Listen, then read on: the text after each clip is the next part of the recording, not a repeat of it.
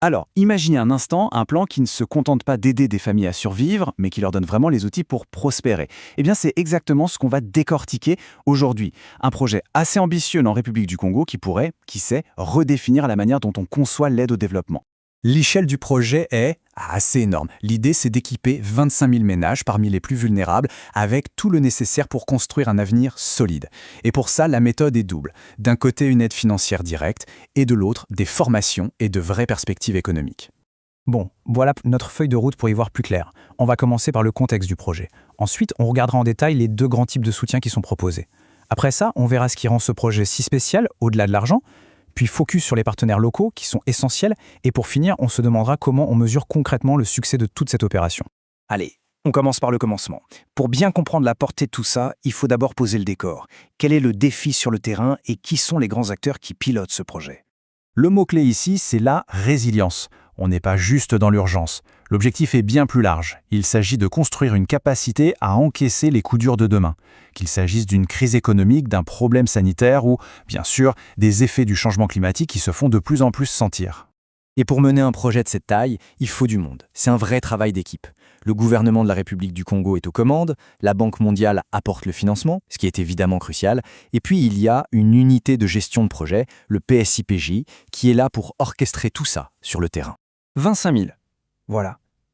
C'est le nombre de ménages directement concernés. C'est un chiffre qui donne vraiment une idée de l'ampleur de l'intervention et de l'impact que ça peut avoir à travers tout le pays. Ok, maintenant, voyons comment ce soutien prend forme très concrètement. Le projet s'appuie sur une base financière, mais qui est divisée en deux approches bien distinctes et en même temps très complémentaires. Voilà la grande différence. D'un côté, on a ce qu'on appelle les TMC, les transferts monétaires conditionnels. Il faut voir ça comme un filet de sécurité pour les besoins de base du quotidien. Et de l'autre côté, il y a les TMAGR qui sont de vrais tremplins, un coup de pouce financier pour lancer sa propre petite activité.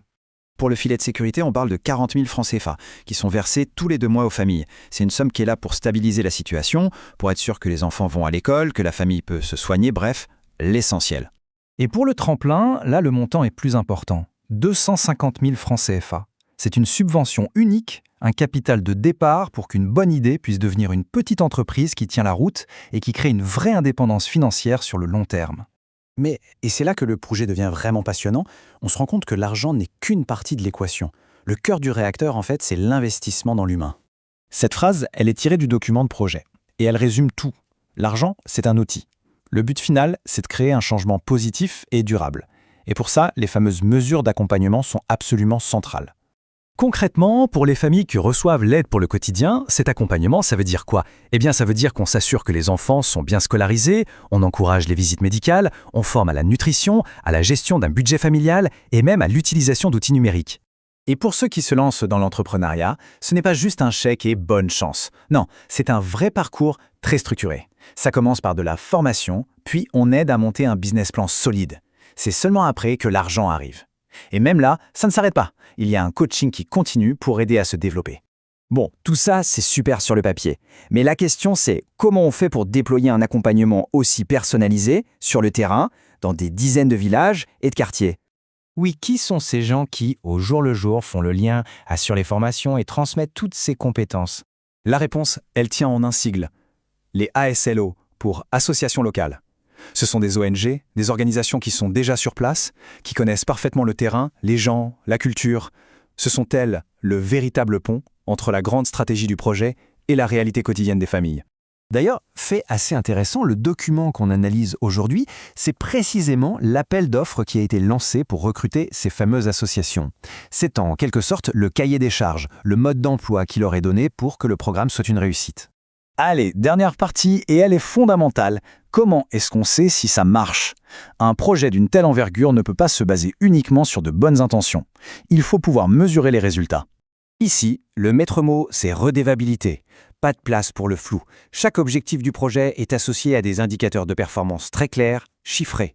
Le succès n'est pas une impression, il se mesure avec des données.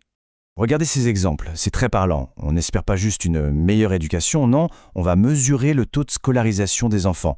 On ne vise pas une meilleure nutrition en général, on compte le nombre de repas pris par jour. Chaque action, du financement d'un business plan à la création d'un groupe d'épargne, est suivie et quantifiée. Et tout ça, ça nous amène à une dernière question plus large. Est-ce que ce modèle, qui combine à la fois l'aide financière, un coaching humain très poussé et un suivi hyper rigoureux des résultats, ne serait pas en train de dessiner l'avenir de l'aide au développement? Est-ce la clé pour passer de la simple assistance à une véritable autonomisation? La question, en tout cas, mérite d'être posée.